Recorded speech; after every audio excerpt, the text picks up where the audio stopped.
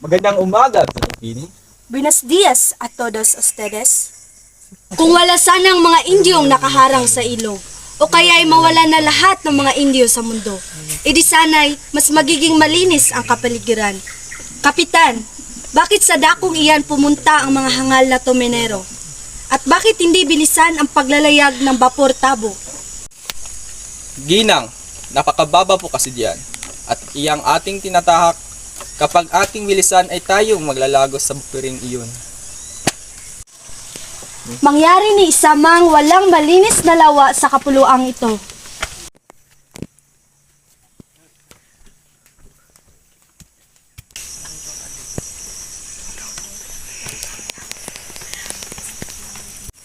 Napakadali lamang ng lunas nito, kung kaya't ako'y nagtatala kung bakit ni isa sa inyo walang nag-iisip. Maghukay ng isang tuwid na kanal mula sa lawa ng Laguna patungo sa luok ng Maynila. Gumawa ng panibagong bayan at isara ang Pasig. Sa ganyang gawain at makatipid tayo ng lupa. Mapadali ang paglalakbay at maiwasan ang pagtaas ng buhangin na babara sa ilog. Paumaning Ginoong Simon, ngunit saan manggagaling ang salapi para diyan? At bukod pa rito, maraming nayon ang masisira. Pwes, sumira, at hindi maging problema ang salapi dun kustodyo, sapagkat ang mga bilanggo ang magagawa ng trabahong ito. Hindi makakasapat ang mga bilanggo, Ginoo. Kung gayo'y piliting gumawa nito ang mga mamamayan, bata man o matanda. Ngunit kaguluhan lamang ang ibubunga niyan. Mga kaguluhan, haha. Minsan ba'y nag-alsa na ang bayang Ehipto o ang mga bilanggong Hudyo laban sa banal na si Tito? Akala ko ba'y may kaalaman ka sa kasaysayan? Ngunit ang iyong pakikitunguhan ay hindi Ehipto o Hodyo. At ang lupaing ito ay hindi miminsang naghimagsik. Sa panahong ang mga tao na taga rito ay pinilit na maghakot ng malalaking kahoy upang gawing daong, kung hindi dahil sa mga pare. Mga panahong yaon ay malayo na. Ang mga pulong ito ay hindi mamaghimagsikan muli. Bigyan man sila ng lalong maraming gawain at patawan man sila ng lalong mataas na buwis. Isang mulatong Amerikano. Indyong English?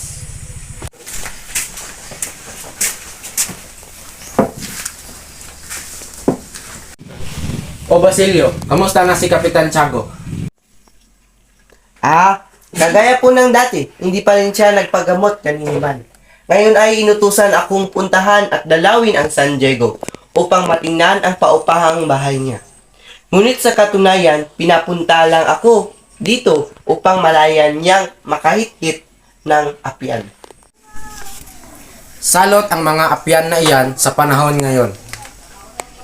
Ginagamit iyon noong araw, ngunit hindi ko lubos maisip na labis na ang paggamit nito ngayon.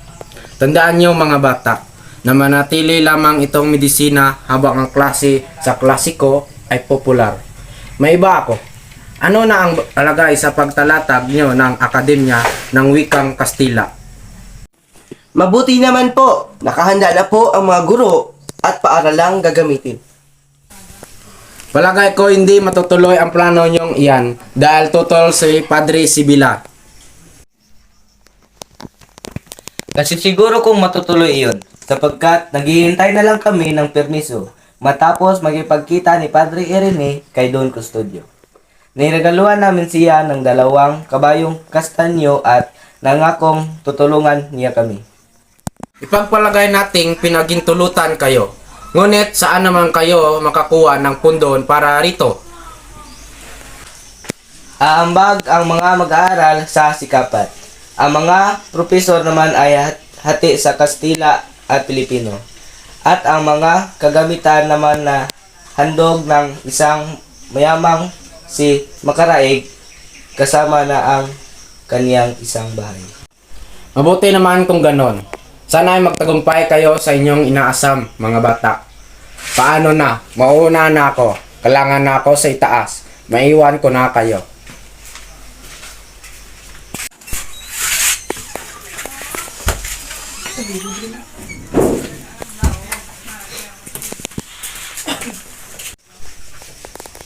Nga pala, Simon, may kasama ako ngayon.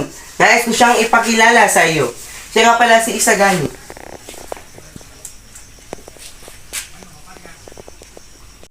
Tara, inom tayo. Sasama ba kayo sa akin?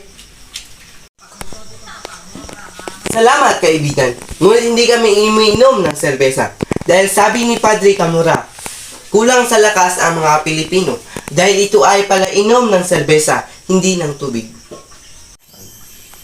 Ang tubig ay matamis at naiinom. Ngunit ang serbesa ay nakakalasing at pumapatay ng apoy.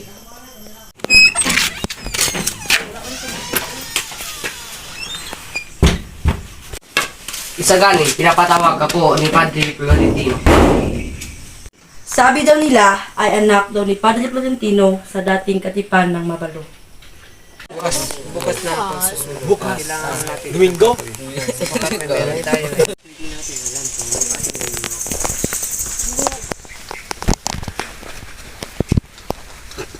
Tumututol na ata ang mga Pilipino ngayon dahil sa pagbabayad ng buwis at bayarin sa simbahan.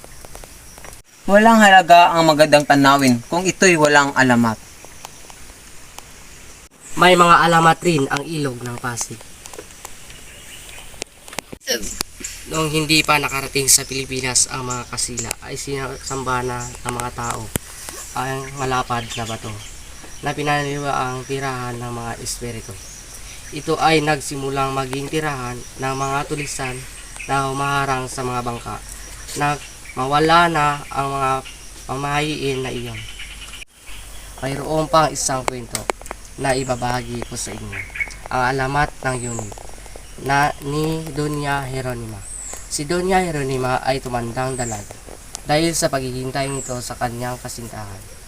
Nag-arsobispo ang lalaki at pinatira naman niya ang Doña sa isang unit.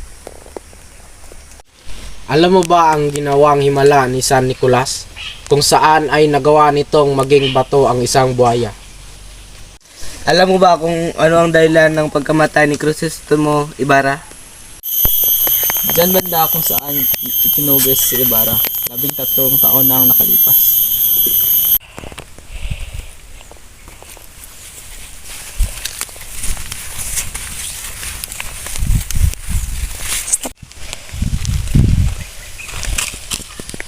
Tales, ikaw ay magbabayad ng karampatang buwis na 20 pa 30 piso kada taon. Sige po, ako ay magbabayad.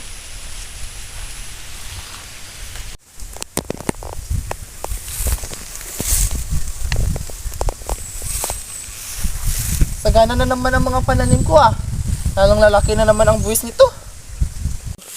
Bakit hindi natin gawing kabesa si Tales? Oo nga, dahil siya ay may malaking naitulong sa ating nayon. Ngunit aking mga kanayon, Pumayag ka na kasi, Tales. sige, ako ay pumapayag. Ngayon, ikaw na ang kabesang Tales. Anak, di ka muna makapag-aral sa Maynila dahil sa kakapusan ng salapi, dahil sa mataas na buwis na kanilang kinukuha. Ang iyong buwis ngayon ay umaabot na sa 200 piso dahil lumalaki na ang iyong kinikita. Hindi ako papayag, dahil malaki na inyong kinukuha. Kung hindi kayo magbabayad, ay lumayas na kayo sa aming lupain at papatanim ko lamang sa iba ang lupain ito. Talagang wala na tayong salapi para ipaglaban ng ating karapatan.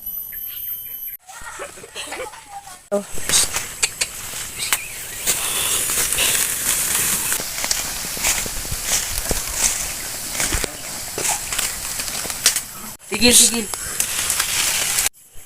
Saan ang iyong sidula? Wala kaming dalang sidula. Dahil ay walang gwardyang sibil noon, kung mayroon ay hindi sana sila nabubuhay ng matagal dahil sa pangunglata. Tigil! Bakit walang ilaw ang iyong karawahe? Bawal yan sa batas. Ngunit maawa pa. Sa ayaw at sa gusto mo ay ipipiit ka namin. Alam mo ba, Basilio, na dinyakip si Tales? Gutom ka na ba? Gusto mong kumain? Hindi na po, busog pa po ako.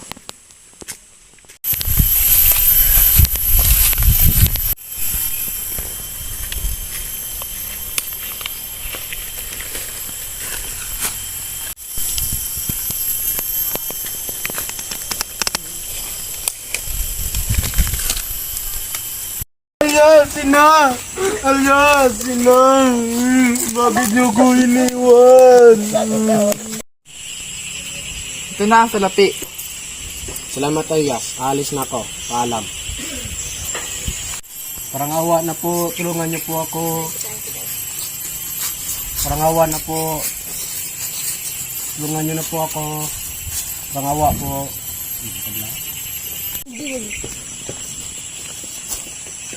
Anong ginagawa dyan? Bakit ka nagpapasagasa? Wala ka bang pamilya? Wala po. Ulila na po ako. Gagawin na lang kitang alila. Sige po.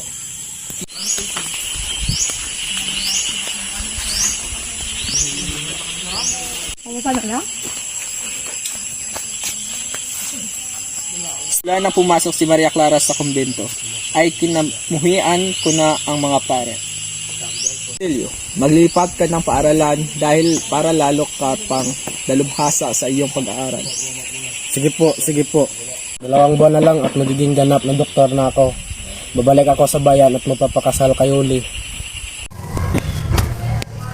Titingnan ko muna kung sisikat ang araw. Dahil kung hindi, may mala ang birhen niya.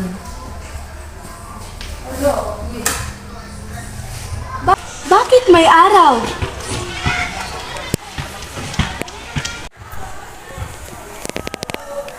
Ha? Ba't wala? Ha? Ba't wala?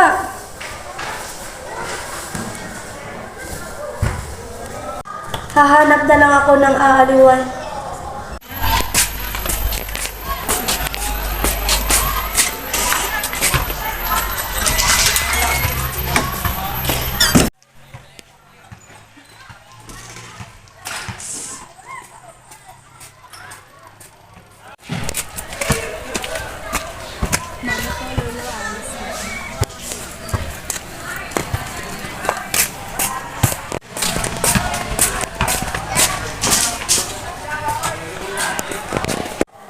Hay, nakakapagod naman. Ayusin ko na lang ang aking tapete.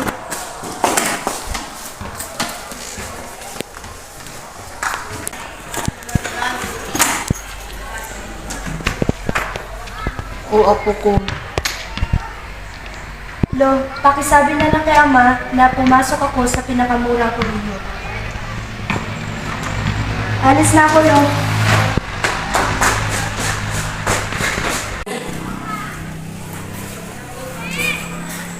Bakit, Lolo? Anong nangyari sa'yo? Ba't di ka makapagsalita? Baka napipi si Lolo.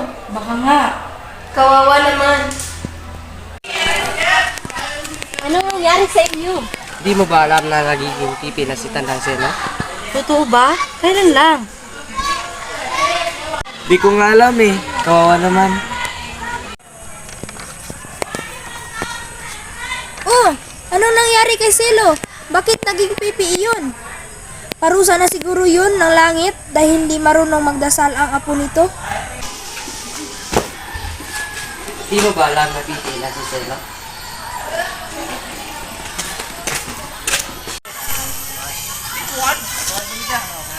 Sa aking paniniwala, ang kabataan na nag-aaral sa Maynila ay nasasawi at nagsasama pa ng iba.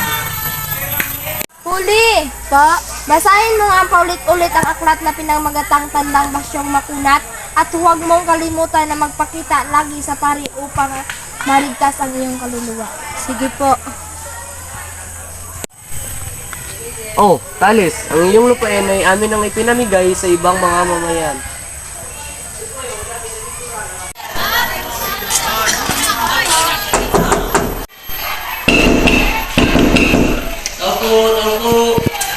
Ano po iyon? Lisanin mo na ang iyong tirahan sa loob ng 3 araw. Kung hindi, ay papalayasin ka namin ngayon din.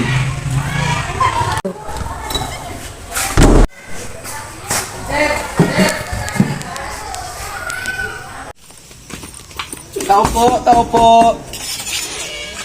Anong atin? Pwede bang makituloy? Sige, tuloy ka.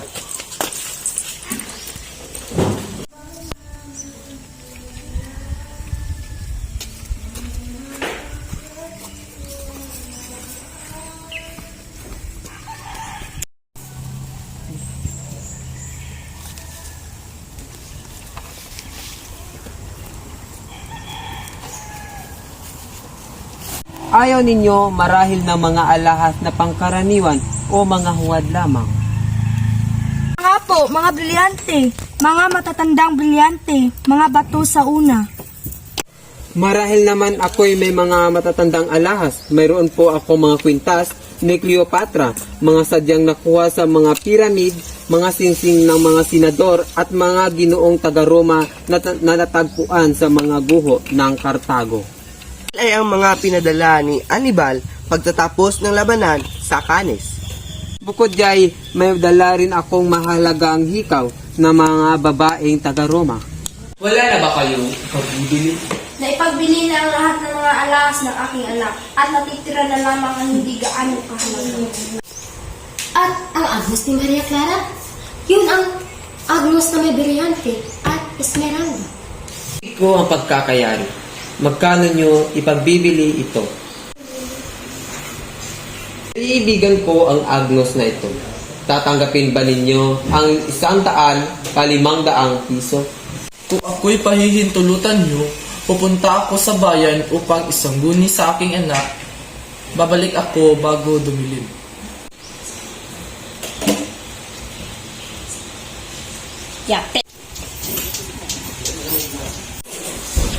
Sa wakas, natagpuan ko na rin ang aking hinahanap.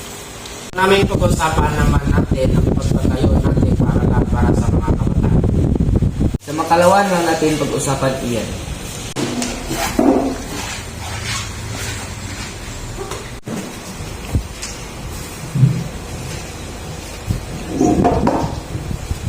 Sige, itataya ko ang aking mga brilyante.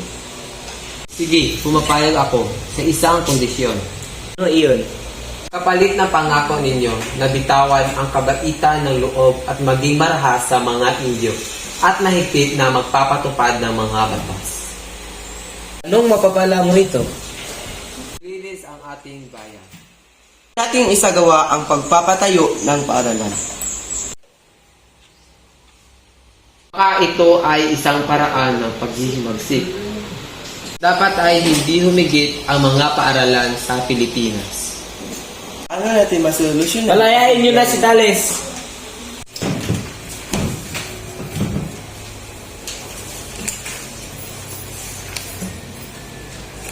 Susulat ako kasi ayoko na mag-aral.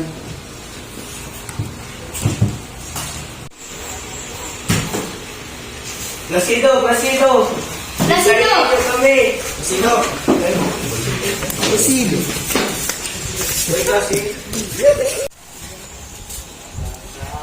Hoy Placido, alam mo Placido, nagbakasyon kami nung nakaraang linggo Placido.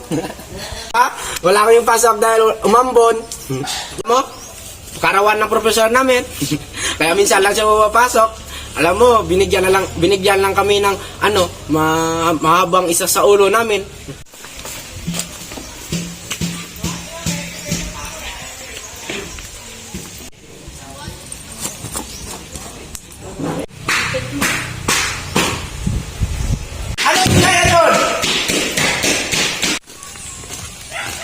Magandang araw po, Ginoo. Sigani, ikaw pala yan. Pamanin, upo ka muna. Ano ang maipalingkod ko sa'yo? Ito ay punong-puno ng plano at panukala. Nais ko pong aprubahan ninyo ang aming panukala na makapagtayo ng Akademiyang Kastila. Ngunit, ang ating mga kabataan ay kumilos ng pabigla-bigla. Manawaan na ito'y kaisipang paghimagsikan at gustong tumulong ng mga pamahalaan. Iyan ang gusto ng pamahalaan, dapat sundin nila ang mamamayan. Hintay ka ng panahon sapagkat mahusay ka naman magsalita ng Kastila. Hindi ako napaparito para sa aking sarili, kundi para sa iba na nangangailangan ng tulong. Sapagkat maipapayo ko lang sa iyo ay mag-aral ka ng mabuti.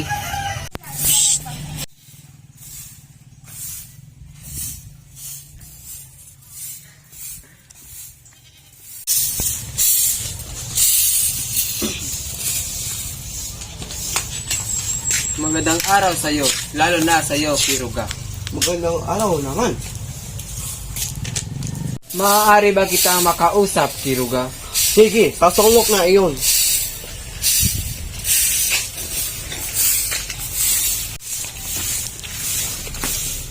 Maupo ka.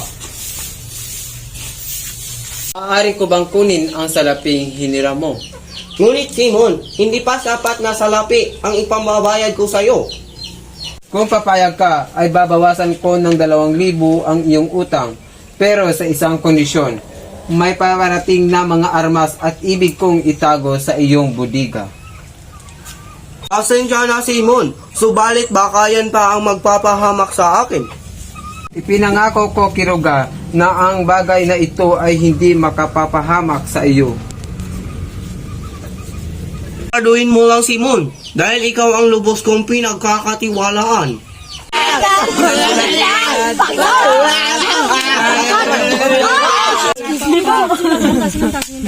Okay, go!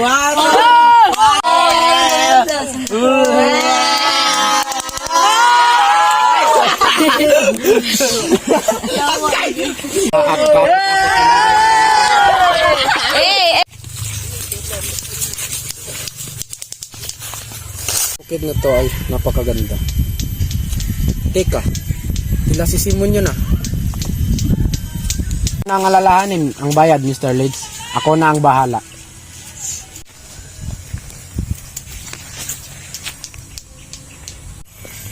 Magandang umaga, Ginoong Praile. Malapit na maumpisa ang tanggalan, ngunit hindi ko pa nakita ang salamin.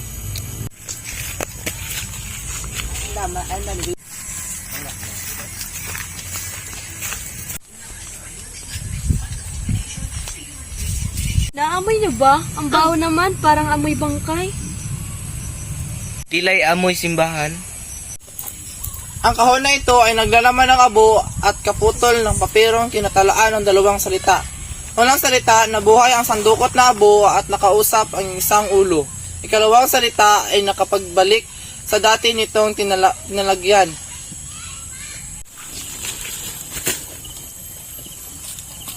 Utos ko na ganong uri ng palabas ay pinagbabawal ko na simula ngayon. Simula ngayon, lilisanin ko na ang paralang ito.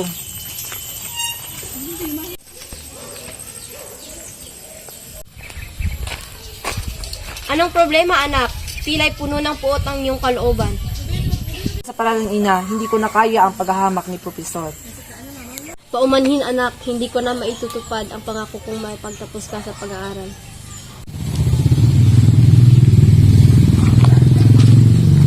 Noong Simon, Do, kamusta ka na? Halika at tumungo tayo sa aking bahay. Ido, sinusuway mo na lahat ng pangaral ko. Anong gagawin mo at ikay umalis na sa paaralan? Magandang gabi sa inyong lahat, lalo na sa bagong kasal. Naway maligaya kayo sa aking handog. Tila'y mali ito. Maraming mamamatay sa magsikang ito. Pipigilan ko sila. maraming salamat, Ginoong Simon. Isagani, ano ginagawa mo rito? Halika na, umalis na tayo sa bahay na ito. Bakit ako aalis dito na hindi ko na makikita yung dati? Ibig mo bang mamatay? Isagani, makinig ka. Makinig ka sa akin. Mayroong dinamita na sasabog sa bahay na iyan. Maraming mamamatay sa anumang sandali ng paghihimagsikan. Saan ka pupunta, Ginoong Simon? Pasensya, kailangan ko nang umalis. Mga Ginoo at Ginang, tingnan nyo, mayroong isang puting papel. Mene Tesel Pares, Juan Crisostomo Ibarra. Juan Crisostomo Ibarra? Sino siya? Mang Biro, may lagda ng pangalan ng isang pilibostero na 10 taon nang namatay. Magpatuloy na tayo, Ginoo. Huwag nating bigyang alaga ang mga birong ito. Isagani? Padre Salve, pwede mo bang hilain ang mitsang ito?